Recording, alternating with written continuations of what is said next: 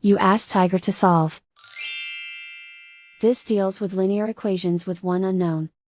The final result is j equals 10.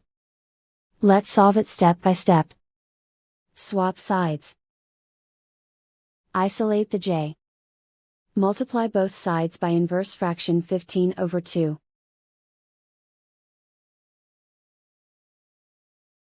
Group like terms. Multiply the coefficients. Simplify the fraction. Multiply the fractions. Simplify the arithmetic. And so the final result is j equals 10.